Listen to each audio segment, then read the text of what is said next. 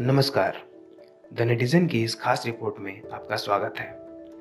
आज हम इस वीडियो में प्रधानमंत्री नरेंद्र मोदी की महत्वाकांक्षी सांसद आदर्श ग्राम योजना के बारे में विस्तार से बात करेंगे। प्रधानमंत्री मोदी ने 11 अक्टूबर 2014 को इस योजना की शुरुआत की थी। योजना के तहत लोकसभा और राज्यसभा के सांसदों को अपने 5 साल के कार्यकाल के 3 चरणों में 3-3 गांवों को गोद लिया जाना था। योजना के तहत गांव में वैयक्तिक, मानव, आर्थिक और सामाजिक विकास पर जोर दिया जाना था, जहां गांव में साफ सफाई, स्वच्छता, बुनियादी स्वास्थ्य सेवाएं, लिंगानुपात संतुलित करना, स्मार्ट स्कूल की व्यवस्था, गांव में अनुसूचित जाति जनजातियों को गांव में समावेशन के प्रयास, आर्थिक विकास के तहत मिट्टी हेल्थ कार्ड, बीज बैंक, गोबर गैस, मवेशी हॉस्टल तथा सोलर प्लांट की व्यवस्था करना था। आज हम अपनी इस खास रिपोर्ट में प्रधानमंत्री के आदर्श गांव जयापुर व नागेपुर में हुए विकास कार्यों की पड़ताल कर रहे हैं।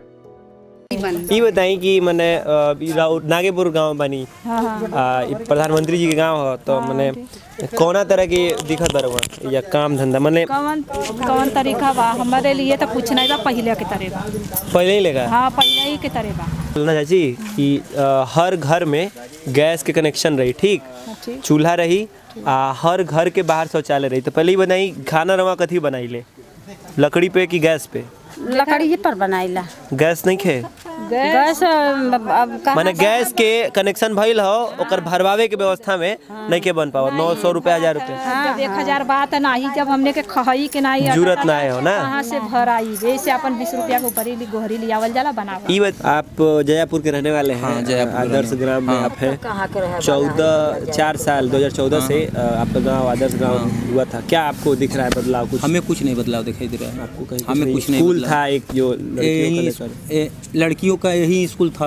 अच्छा, तो ये स्कूल खपड़ा वाला था, जैसे टाली अच्छा है ना, अच्छा वैसे ही था, तो ये गिर गया। उसके बाद इसमें लड़के नहीं पढ़ रहे थे, तो जब मोदी आए तो ये स्कूल बना है। अच्छा, स्कूल बना है पर नहीं। फिर उसके बाद यहाँ पे लड़के जब टीचरें नहीं आ रहे हैं तो कहाँ लड़के पढ़ेंगे? वही प्राइमरी पे जाते हैं, जखनी कन्या विद्यालय पे जाते हैं। इसमें तो हम लोग देखे अभी अंदर चरखा तो चरखा चल रहा है, तो प्रधान जो हैं तो किराया लेते हैं इनका। अच्छा, हाँ, बस यही 6000 रुपया लेते हैं किराया लेते हैं। और मतलब स्कूल नहीं चल रहा है गाँव में। स्वास्थ्य का क्या? स्वास्थ्य का भी वही जखनी है। जखनी गाँव में कोई अस्पताल? गाँव में कोई अस्पताल बनाया, अभी उद्घाटन नहीं हुआ है उसका। आदर्श गांव कह दिए हैं, लेकिन आदर्श बना नहीं गांव। अच्छा, कह तो दिए। अगर सच्चाई अगर पूछल जाए तो आदर्श गांव से अच्छा तो लोहिया गांव है। अच्छा, अगर आप लोहिया गांव माने प्रदेश सरकार का वो था, प्रदेश सरकार का अखिलेश यादव का। तो इसके बगल का गांव लोहिया गांव है। बगल के लोहिया गांव है। आप जाइएगा देखिएगा तो हाँ वाकई में बता दीजिएगा, हाँ गांव में कुछ हुआ है। अच्छा, अब गांव में घूम ही रहे हैं। आदर्श गांव जिसको कह रहे हैं, ये तो केवल बस वही कागज का नाव दौड़ रही है। जब जोगी जी आए महात्मा, ये परेशानी ले करके आए। किस तरह की परेशानी? अरे परेशानी आए तो सीधे पहले पूरे विभागवा बंद कर दिए, खनन विभाग बंद कर दिए, जहाँ से लेबरों की जीविका चल रही है। खनन विभाग बंद कर दिए, उसका नाजायज फायदा पुलिस वाले लिए। जनता रोड पर उतर गई। खनन बंद, ईंटें भट्ठे बंद, सीमेंट के रेट में बालू बिकने लगा। ये सारी समस्याएं खड़ी कर दिए। योगी जी ज़्यादा परेशान कर दिए, बहुत ज़्यादा परेशान कर दिए। अस्पताल गाँव में बा? नहीं, अस्पताल नहीं बा हमारे गाँव में। मैंने 5000 कितना जनसंख्या भी है गांव के? 4-5 हजार हुई। हाँ, ढेर हुई ऐसी भैया। 5000 का अस्पताल नहीं खे?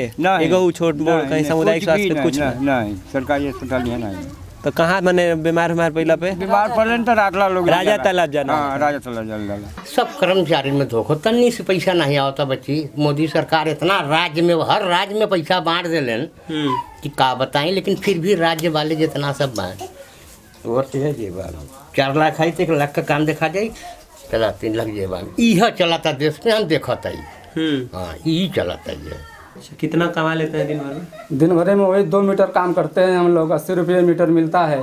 और 2 मीटर का वही पैसा है जो 160 रुपया दिन भर। हाँ, दिन भर में वही करता है। अब बताइए, अब इतना 150 160 रुपया में करके हमारा बच्चा परिवार कैसे जिएगा, खाएगा? कितने लड़के हैं आपके? हमारे पास एक बेटी है, 2 बेटे हैं। 2 बेटा, एक बेटी 2 बेटे। हाँ।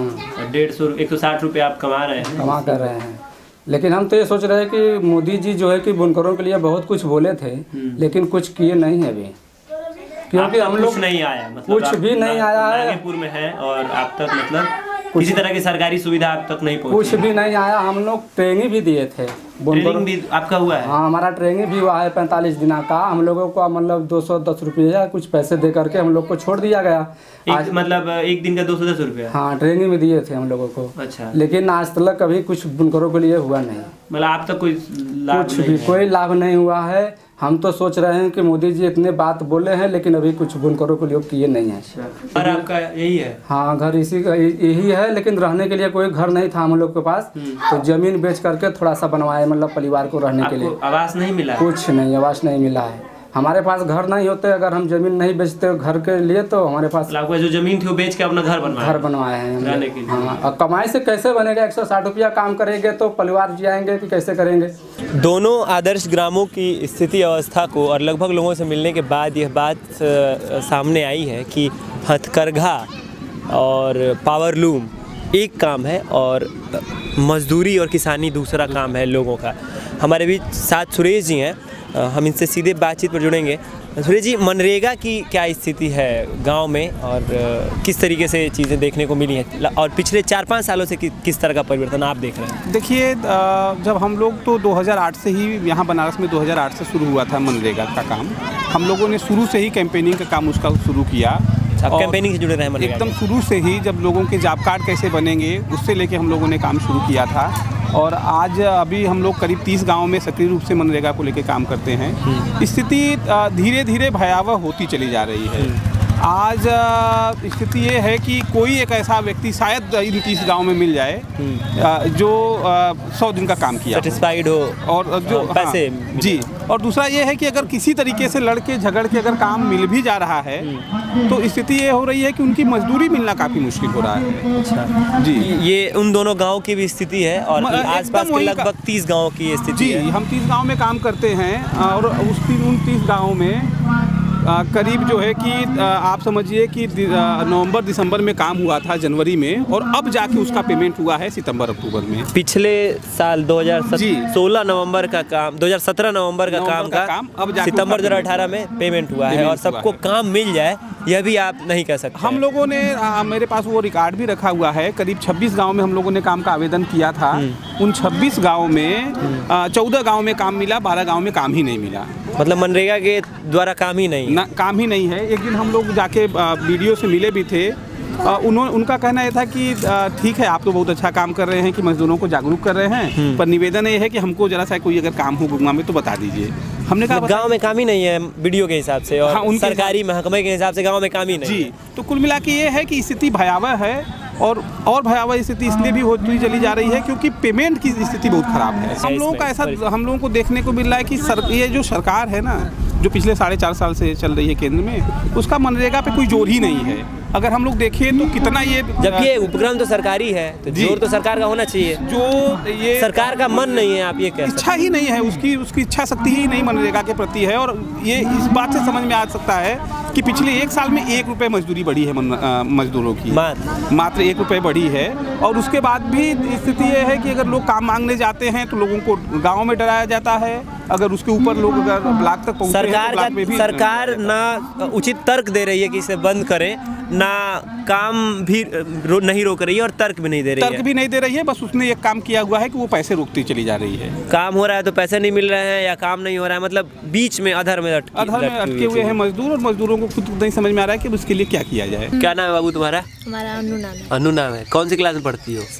6 में। कहाँ पढ़ती हो? गोतवा में। गाँव ना पढ़ेली? नहीं, गाँव में ना पढ़ा। कहाँ है?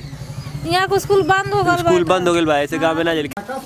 हम बातचीत के एकदम आखिरी क्रम में थे तो दादी ने हमारे एक साथी को रोका और एक बात कही जो हमें लगा कि हमें आप तक ले जाना चाहिए। क्या कहत रहलू दादी? यह कहते भैया के चिंची नवा से बनवान हमरे नहीं बनता तो हमार गदेला एक के मजदूरी करता। दादी के एगो लड़का हमें राहुल, इनके दो जने बन, दोनों जने अलग अलग। 2 लड़के हैं, दोनों अलग अलग हैं, मजदूरी करते हैं।